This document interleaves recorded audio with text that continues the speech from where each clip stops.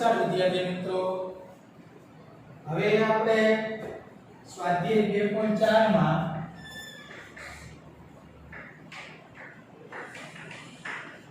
દાખલા નંબર 3 ગણવાનો છે. રકમમાં બધા ધ્યાન આપશે. બે અંકની સંખ્યાના અંકોનો સરવાળો 9 છે. જો અંકોની અદલાબદલી કરતા મળેલ નવી સંખ્યા મૂળ સંખ્યા કરતા 27 વધારે હોય તો મૂળ સંખ્યા શોધો. પેલું વાક્ય આપણને કહે છે કે બે અંકોની સંખ્યાના અંકોનો સરવાળો 9 છે. બે અંકવાળી સંખ્યા હોય એટલે એમાં કયા કયા અંકો હોય તો કે એક એકમ હોય ને એક દશક. બરોબર? તો આપણે હવે ધારવા પડશે. બરોબર? તો ચાલો ધારો કે બે અંકોની સંખ્યામાં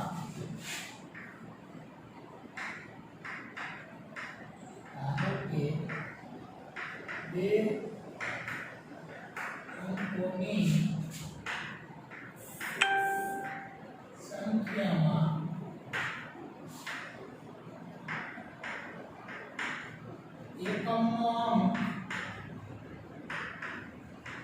x છે.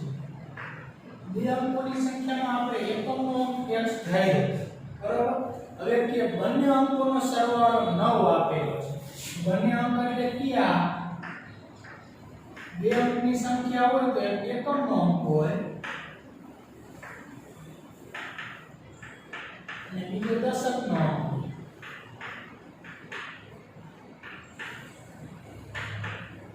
આ બેનો સરવાળો 9 આપેલો છે. એકમનો અંક x આપણે ધાર્યો છે.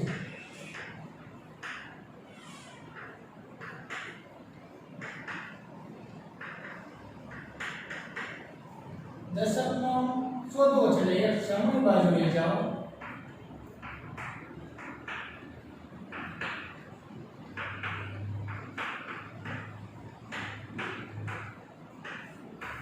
એકમનો અંક આપણે ધારી લીધો તો એના ઉપર દશકનો અંક આપણને મળી ગયો 9 - 1.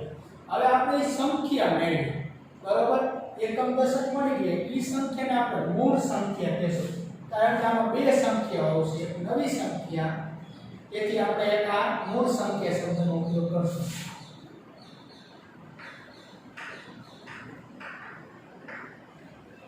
હવે આ મૂળ સંખ્યા છે કેટલા અંકોની હોય? બે અંક.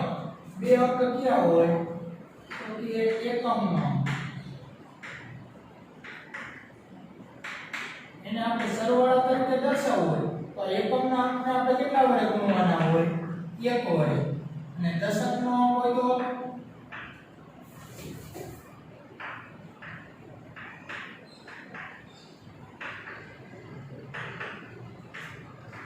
દશકના અંકને આપણે કેટલા વડે ગુણવાના હોય? 10 વડે.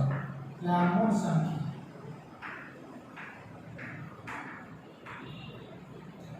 એકમ દશક આપણે બે આપણી પાસે છે, મૂકી દો.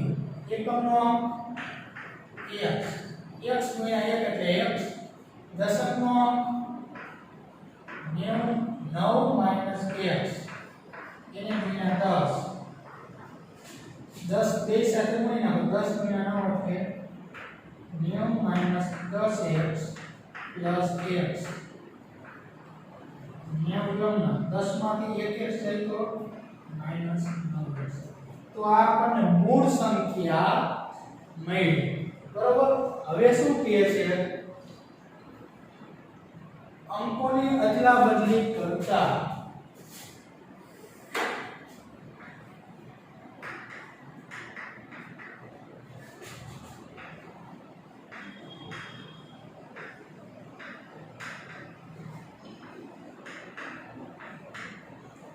અંકોની અદલાબદલી કરતા એટલે હવે જે એકમ છે ને એને આપણે દશક લઈ લેવાનો અને દશક છે એને હવે આપણે એકમ લઈ લેવાનો. એકમનો અંક શું થશે?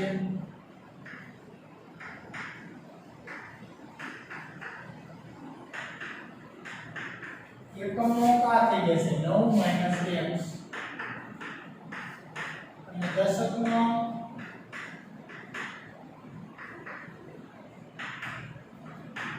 દશકનો અંક આ થઈ જશે x.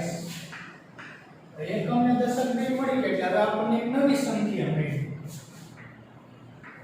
નવી સંખ્યા પણ કેટલા અંકોની છે? 2 અંકની છે. 2 અંકની હોય એટલે દશકને કેટલા વડે ગુણવાના હોય? દશકનો અંક હોય અને આપણે 10 વડે ગુણવાના વત્તા એકમના અંકને 1 વડે.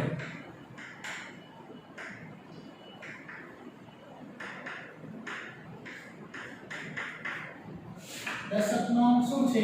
તો કે x. એને ગુણ્યા 10. એકમનો અંક તો કે 9 - x. 10 ગુણ્યા x એટલે 10x + 9 - x. 10x માંથી x જાય એટલે 9x + 9. તો અંકોની અદલાબદલી કરતા આપણને નવી સંખ્યા મળી. હવે આગળ શું કહે છે? અંકોની અદલાબદલી કરતા મળેલી નવી સંખ્યાને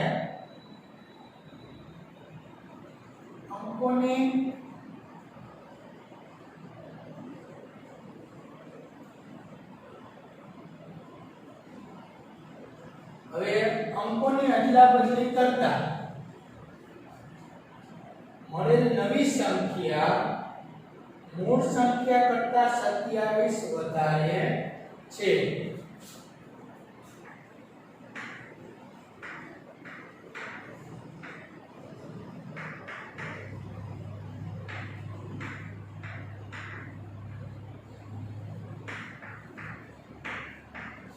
અંકોની અદલાબદલી કરતા મળેલી નવી સંખ્યા.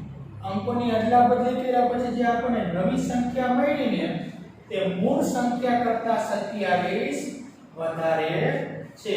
તો ચાલો નવી સંખ્યા મૂકી દો. 9x + 9.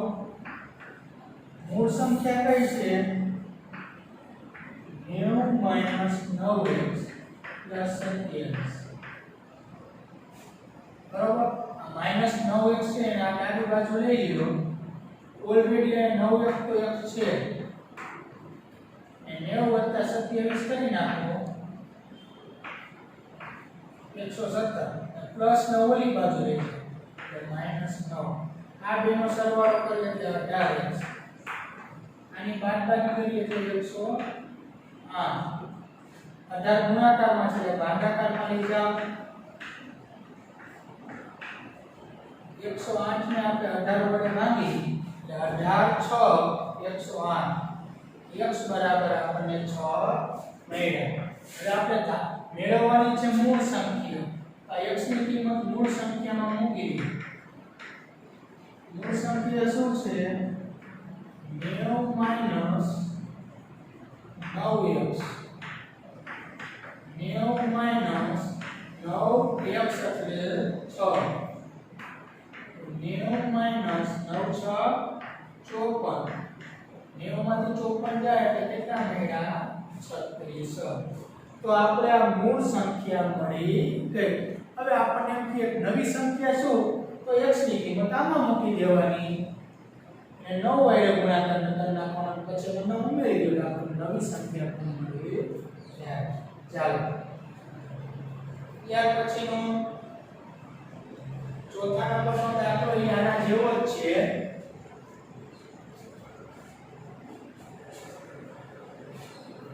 બે અંકોની સંખ્યાના અંકો પૈકી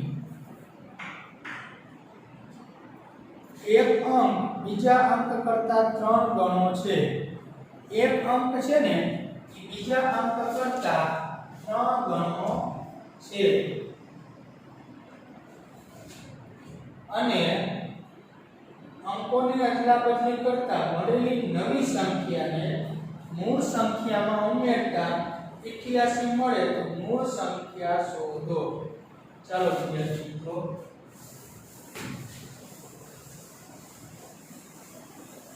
હવે આપણે બે અંકોની સંખ્યાનો એકમનો અંક આપણે x થયેલો છે. બરોબર. એકમનો અંક આપણે x થયેલો છે. દશકનો કેટલો થાય? તો કે એક અંક છે ને બીજા કરતા 3 ગણો છે. બરોબર. આના કરતા 3 ગણો એકમના અંક કરતા 3 ગણો દશકનો અંક કેટલો થાય 3x એક અંક બીજા કરતા 3 ગણો બીજો અંક એટલે આપણા એકમનો અંક x બરોબર ઈ આ બીજા કરતા 3 ગણો છે દશકનો અંક કેટલો થાય 3 ગણો એટલે 3x હવે આપણને મૂળ સંખ્યા મળી જશે મૂળ સંખ્યા બરાબર બે અંકની સંખ્યા છે એટલે દશકના અંકને 10 વડે ગુણવાનું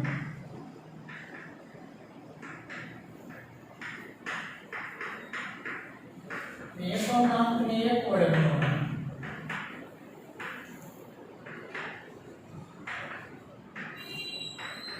દશકનો અંક 3x એને ગુણ્યા 10 એકમનો અંક x 3 ગુણ્યા 10 એટલે 30x વત્તા ax બરાબર 31x હવે ત્યાં અંકોની અદલાબદલી કરતા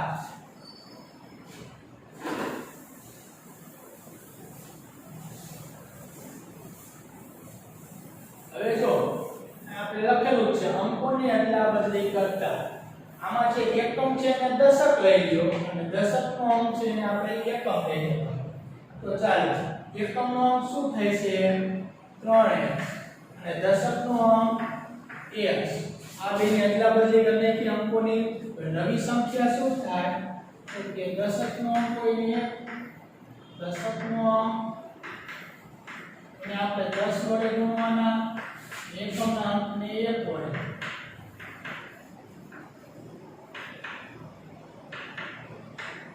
દશકનો અંક x એને ગુણ્યા 10 એટલે 10x અને એકમનો અંક 3x આ બેનો સરવાળો કરીએ એટલે 13x હવે શું કહે છે તો કે નવી સંખ્યાને મૂળ સંખ્યામાં ઉમેરતા 28 મળે આ નવી સંખ્યા એમાં મૂળ સંખ્યા ઉમેરતા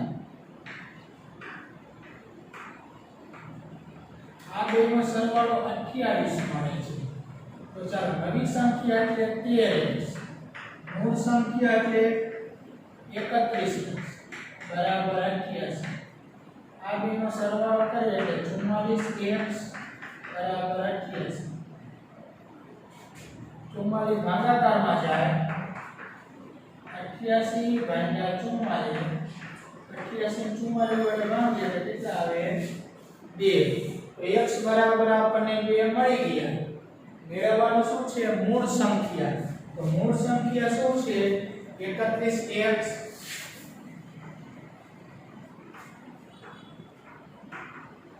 મૂળ સંખ્યા બરાબર 31x અને x ની કિંમત મૂકી દો 2 31 ગુણ્યા 2 એટલે 62 તો આપણને મૂળ સંખ્યા જે શોધવાની હતી તે આપણને 62 મળી ગઈ ચાલો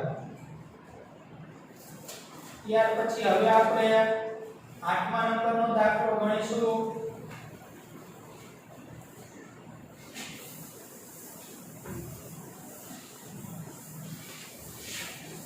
હરણના એક ઝુંડમાંથી અડધા હરણ ખેતરમાં ચરે છે બાકી બચેલા હરણના 3/4 ભાગના હરણ ઉછળકૂદ કરે છે અને બાકીના 9 હરણ તળાવમાં પાણી પીવે છે તો ઝુંડમાં રહેલા હરણની સંખ્યા શોધો બરોબર છે વિદ્યાર્થી મિત્રો ખાસ ધ્યાન દેજો દાખલામાં સાવ સહેલો છે હવે આપણે ઝુંડમાં જે હરણ છે ને આપણે ધારી લેવાના છે દાખલા નંબર 8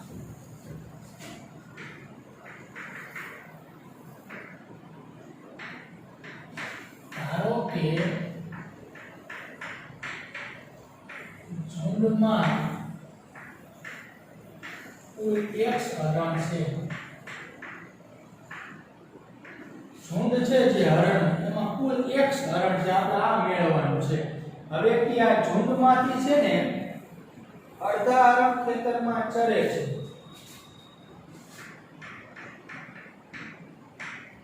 ઝુંડમાંથી અડધા ખેતરમાં ચરે છે હવે જો એક એક્ઝામ્પલ દઉં તમને. ઝુંડમાં દાખલા તરીકે 100 હરણ હોય, એમાં અડધા ખેતરમાં ચડતા હોય તો કેટલા ચડતા હોય? 50. એ 50 કઈ રીતે મળે? તો કે કુલ હરણ 100 છે એને અડધા કરો એટલે 2 વડે ભાગવાના હોય તો અડધા થાય ને. તો આ કુલ હરણ x છે એને પણ આપણે 2 વડે ભાગી નાખો, x ભાગ્યા 2. તો આટલા હરણ છે ને ખેતરમાં ચરે છે, x ભાગ્યા 2. હવે બાકી કેટલા વધ્યા? તો અડધા ચરે છે તો અડધા જ બાકી વધે ને, બાકી આટલા જ વધે x ભાગ્યા 2. એ કઈ રીતે? તો હવે જો બાકીના હરણ કેટલા વધ્યા ઝુંડમાં? તો કે કુલ ઝુંડના હરણ એને માઈનસ ખેતરમાં ગયા હોય તે. આ બે લસા મળે બરાબર, ચોકડી ગુણાકાર 2 ગુણ્યા x એટલે 2x. આ કાઈ ન હોય તો 1 ગુણ્યા x એટલે x. 2x માંથી x લે તો x ભાગ્યા 2.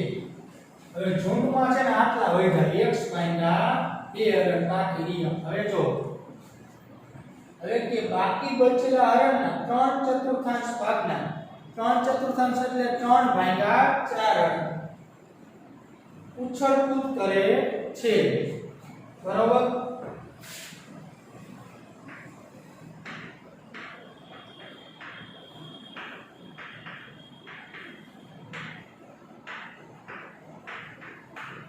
ઉછળકૂદ કરતા હરણ કેટલા? તો બાકીના હરણ. બાકીના કેટલા વધ્યા હતા?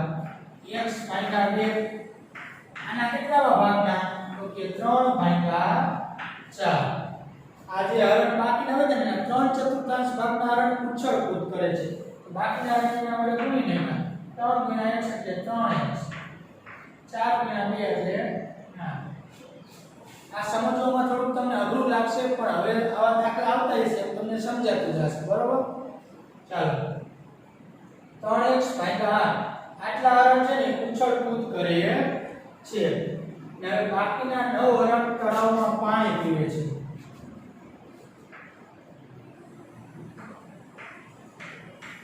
પાણી પીતા હરણ.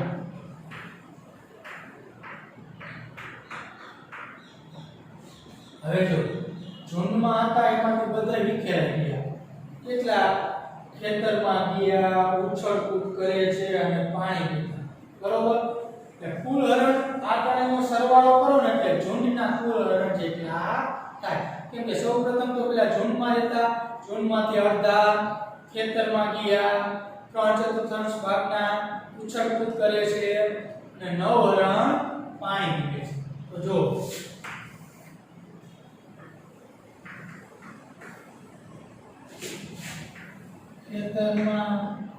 ખેતરના હરણ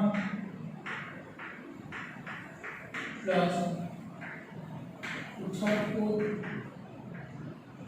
કરતા હરણ પ્લસ પાણી પીતા હરણ.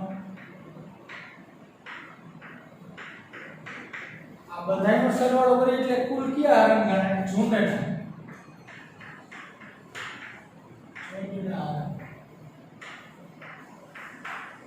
ચાલો ખેતરમાં કેટલા ગયા? તો કે ખેતરમાં x ભાગ્યા 2 ગયા. ઉછળકૂદ કેટલા કરે છે? તો કે 3x ભાગ્યા 8 કરે છે. પાણી કેટલા પીવે છે? તો કે 9. અને ઝુંડના કુલ હરણ કેટલા હતા? તો કે x.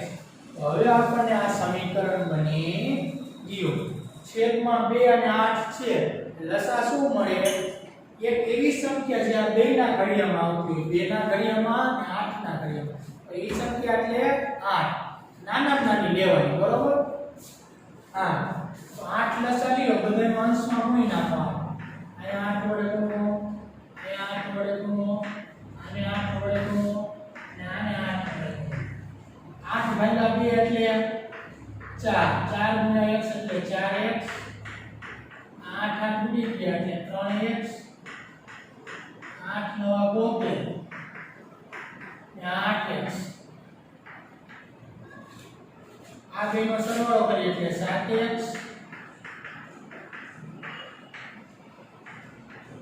7x ને જમણી બાજુ લેજો, માઈનસ થશે.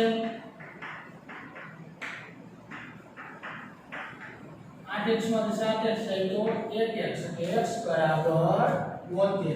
આનો મતલબ એવો થયો કે ઝુંડમાં કુલ કેટલા હરણ હતા? 72 હરણ હતા. તો આ દાખલા નંબર 8. ચાલો ત્યાર પછીનો દાખલા નંબર 7.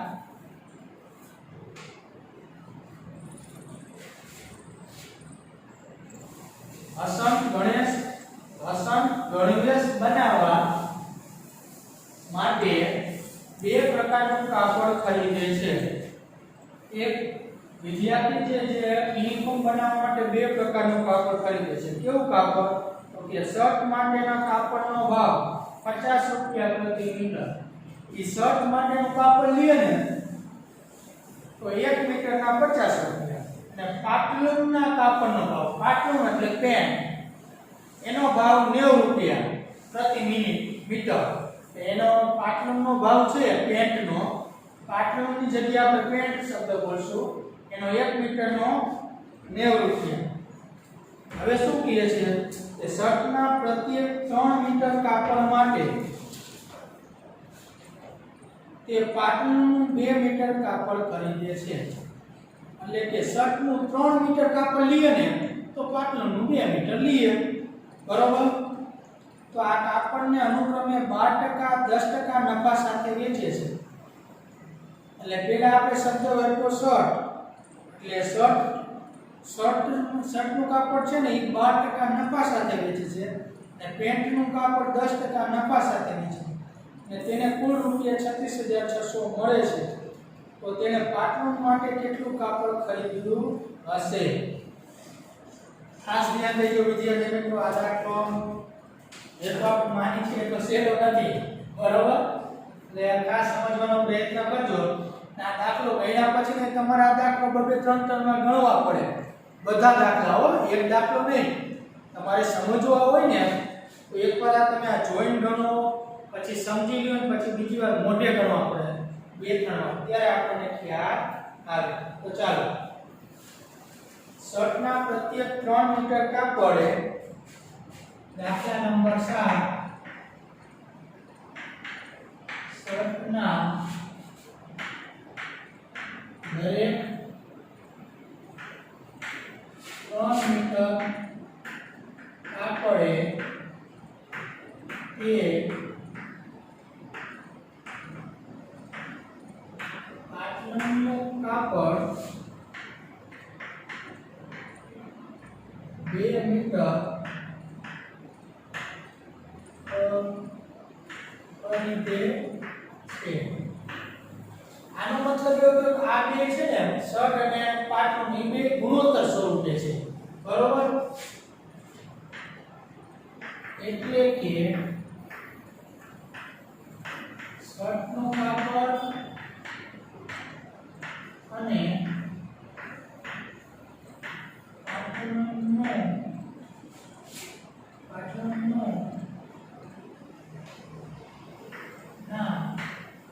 કાપડનો ગુણોત્તર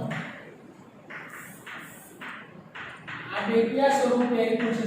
નાટ્ય રચના છે ને ગુણોત્તર સ્વરૂપે છે. એટલે શર્ટનું કાપડ અને પાટલુનના કાપડનો ગુણોત્તર. પેલા શબ્દ શર્ટ એટલે 3 અને જેમ પાટલુનનું 2 ગુણોત્તર સ્વરૂપે છે. હવે આપણને થોડું જ સમજાઈ ગયું હશે. આ ગુણોત્તરમાં જે આપણે ધારી લેવાનું, શર્ટનું કાપડ કેટલું લીધું? 3x અને પાટલુનનું કાપડ 2x. ધારો કે શર્ટનું કાપડ 3x મીટર લીધું, પાટલુનનું કાપડ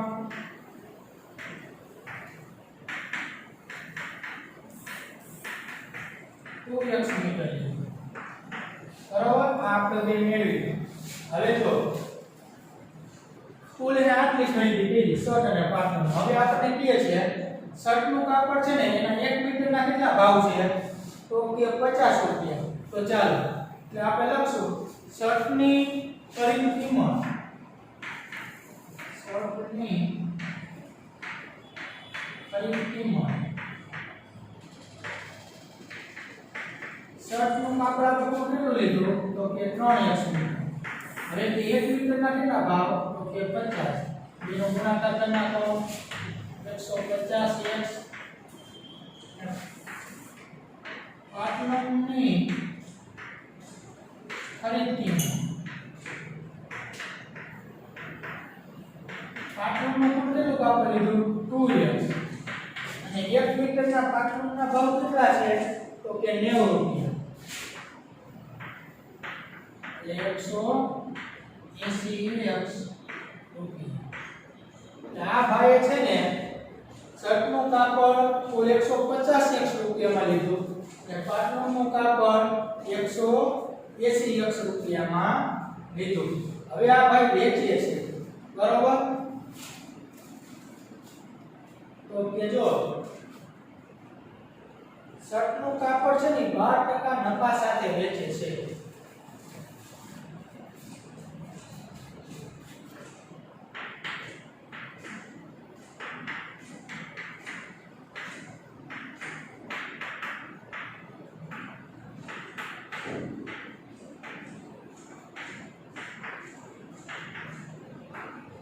શર્ટનું કાપડ એને આટલા રૂપિયામાં લીધું ને હવે એમાં એને 12% નફો જોઈએ છે બરોબર આ એની પડતર કિંમત કહેવાય મૂળ કિંમત એમાં એ 12% કમાશે પછી વેચે તો મૂંગામાં ને લીધું એના કરતા એમાં એને 12% મળશે પછી એટલા રૂપિયા વધારે વેચશે તો જો આપણે બે શબ્દનો ઉપયોગ કરવાનો છે મૂકી એટલે મૂળ કિંમત અને વેચી એટલે વેચાણ કિંમત હવે જો 100 રૂપિયાની વસ્તુ હોય ને એમાં આપણે 12% નફો જોતો હોય તો એ કેટલામાં વેચવી પડે 112 રૂપિયામાં ને 112 રૂપિયામાં વેચે ને એટલે એને કેટલા રૂપિયા મળ્યા કહેવાય 12 રૂપિયા કેમ કે એટલો તેને નફો જોઈશે તો આપણી વસ્તુની મૂળ કિંમત કેટલી છે શર્ટની 150x રૂપિયા તે વેચશે કેટલા હવે આપણે ચોકડી ગુણાકાર કરવાનો 112 * 150 અને ભાગ્યા 100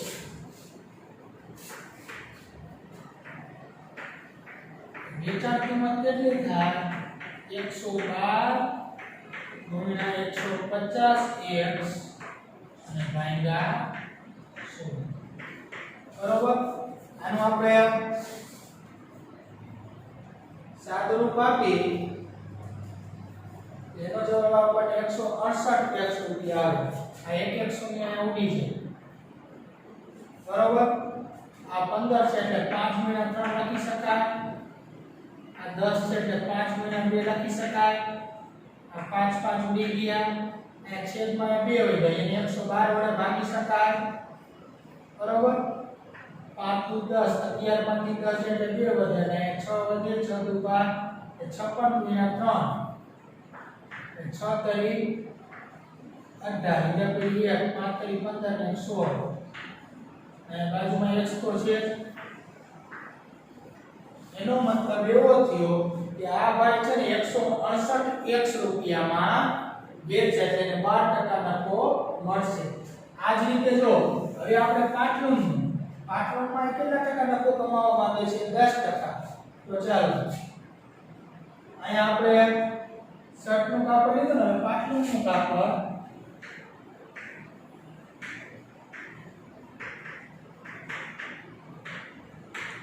10% નફા સાથે વેચે છે તો આ જ રીતે આપણે વિદ્યાર્થી મિત્રો દાખલો ગણવાનો છે બરોબર આગળ ચાલો મૂળ કિંમત એટલે આ મૂકી લખશું વેચાણ કિંમત એટલે વેચી લખશું તો જો 100 રૂપિયા મૂળ કિંમત હોય એને 10% નફો જોતો હોય તો કેટલામાં વેચશે 110 રૂપિયામાં હવે આ પાટણનું કાપડની મૂળ કિંમત ક્યાં તો કે આ રહી પાટણની ખરીદ કિંમત એને આટલામાં લીધો 180x રૂપિયા બરોબર તે વેચશે કેટલામાં વેચાણ કિંમત કેટલી ચાલો ચોકડી ગુણાકાર કરી નાખો વેચાણ કિંમત બરાબર આ બેનો ગુણાકાર ને આ 100 ભાગાકાર 110 * 180x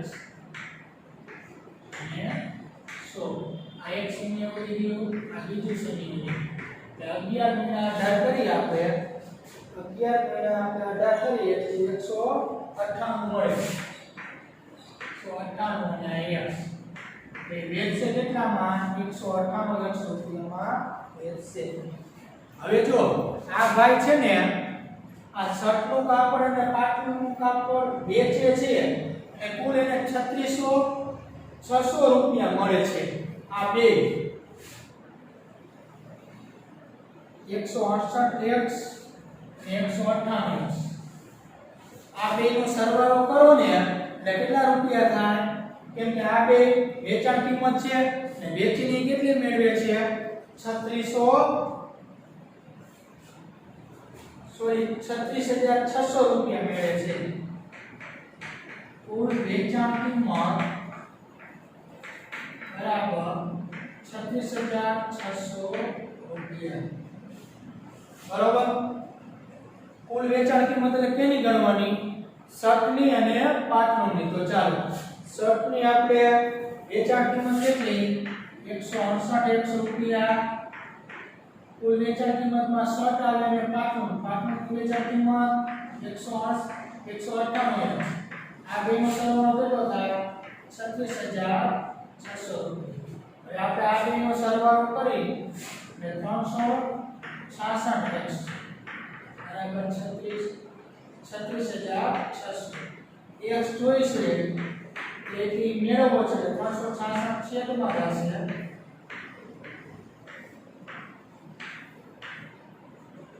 36600 ને 366 વડે ભાગીએ કેટલા આવશે 100 x બરાબર આપણને 100 મળી ગયું બરોબર ખાસ ધ્યાન દેજો દાખલામાં આપણે ધારી એટલો સહેલો નથી હવે આપણને માગ્યું શું છે પાટલું માટે કેટલું કાપડ ખરીદ્યું હશે બરોબર તો જો પાટલું અને શર્ટ બેને ખરીદી કરી ને તો આ x બરાબર 100 છે ત્યાં પાટલુંનું કાપડ 2x લખ્યું છે એટલું એને લીધું છે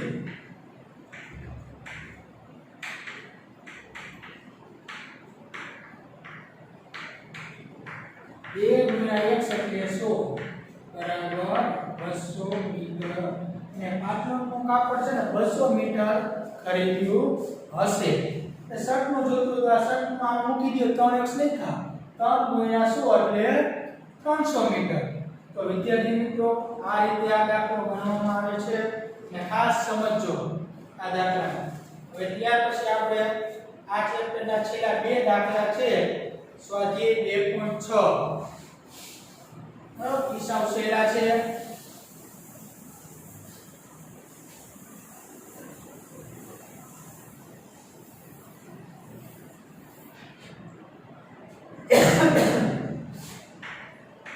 સ્વાધ્યાય 2.6 શું કહે છે જો હરી અને હેરીની હાલની ઉંમરનો ગુણોત્તર 5:7 છે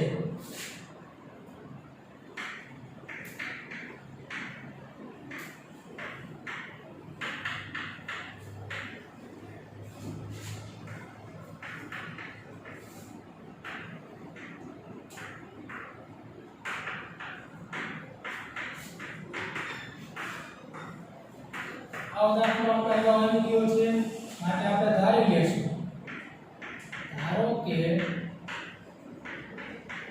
હરીની હાલની ઉંમર હરી પેલા લખ્યું છે એટલે પેલી સંખ્યા 5 છે હરીની હાલની ઉંમર કેટલી 5x વર્ષ અને હેરીની હાલની ઉંમર કેટલી થાય 7x વર્ષ ચાલો બેની હાલની ઉંમર મળી ગઈ હવે શું કહે છે 4 વર્ષ પછી તેમની ઉંમરનો ગુણોત્તર આપણે બે સંખ્યા ભાગાકાર સ્વરૂપમાં 3:4 છે એટલે 3 ભાગ્યા 4 એટલે 4 વર્ષ પછી એટલે બેની ઉંમરમાં 4 ઉમેરી 4 વર્ષ પછી હરીની ઉંમર હાલની ઉંમર 5x અને 4 ઉમેરી દો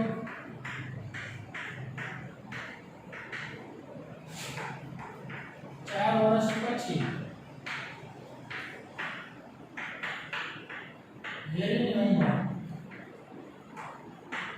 તો હેરી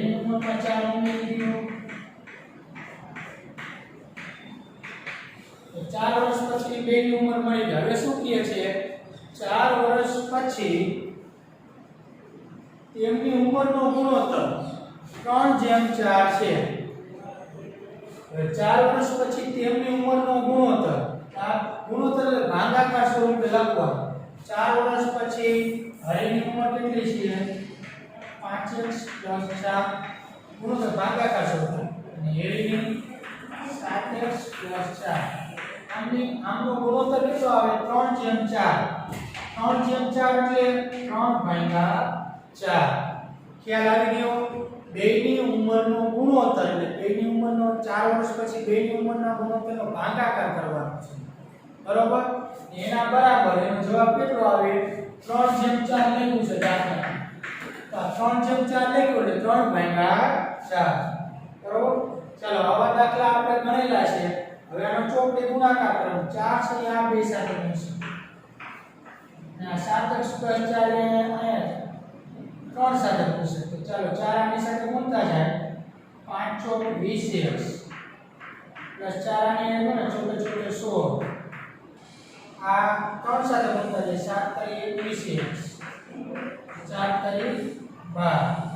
ચાલો 20x છે એને આપણે જમણી બાજુ લઈ જાય 16 અહીંયા પ્લસ 12 આ બાજુ લઈ આવે.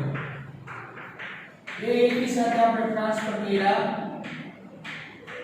20 ને જમણી બાજુ લઈ ગયા પ્લસ 12 ને ડાબી બાજુ લઈ ગયા. 16 માંથી 4 12 જાય એટલે 4 વધે. 21 માંથી 20 એટલે 1 વધે. x બરાબર આપણને કેટલા મળ્યા 4. હવે આપણને શું કહે છે બેની હાલની ઉંમર શોધવાની. તો x બરાબર 4 આમાં મૂકી દો. હવે પછીનું સ્ટેપ તમે ગણી નાખજો. હરીની હાલની ઉંમર આ 4 મૂકી દો એટલે 5 ચોક 20 વર્ષ અને હેરીની 7 × 4 એટલે 7 ચોક 28 વર્ષ. બંનેની ઉંમર મળી ગઈ. ચાલો ત્યાર પછીનો દાખલો છે 7મા નંબરનો દાખલો.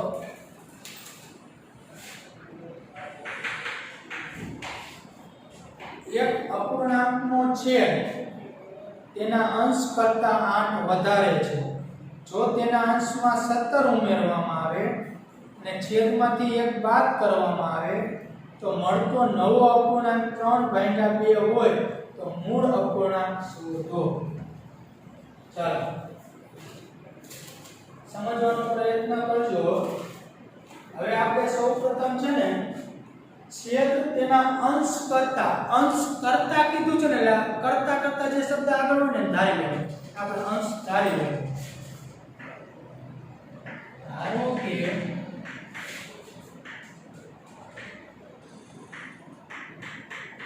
અપૂર્ણાંકનો અંશ x છે. આપણે અંશ x ધાર્યો.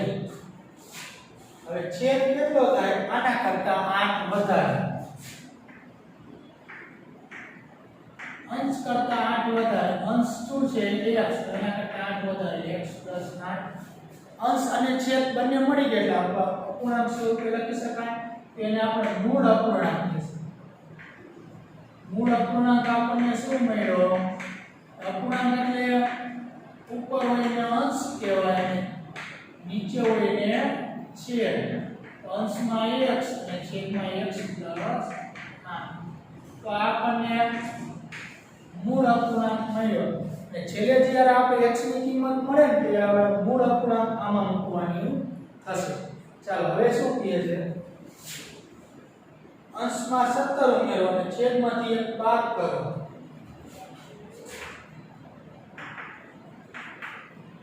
અંશમાં 17 ઉમેરો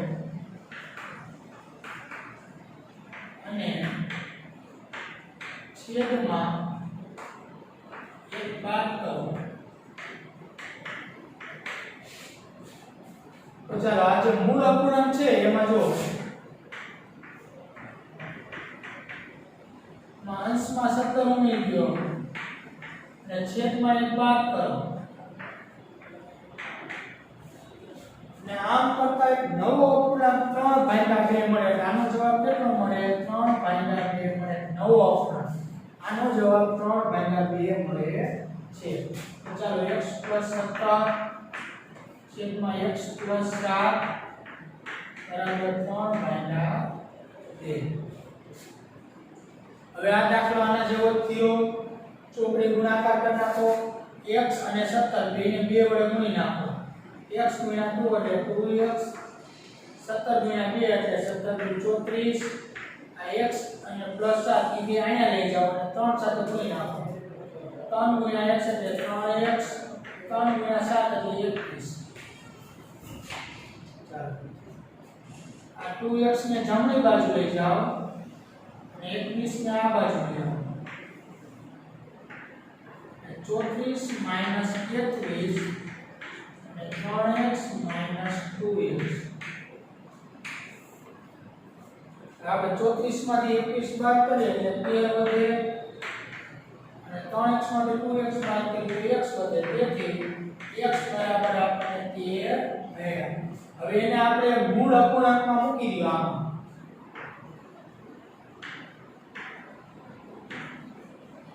મૂળ અપૂર્ણાંક બરાબર x + x + 8.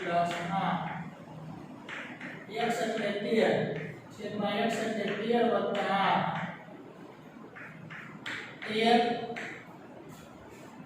એટલે 21. તો આપણને મૂળ અપૂર્ણાંક મળી ગયો 13/21. તો વિદ્યાર્થી મિત્રો આ દાખલા નંબર 7 એની રકમ થોડીક આપણે અત્યાર સુધી એવી આવી નથી, છતાં આપણે સમજાઈ ગયું ને બધાને? સરસ.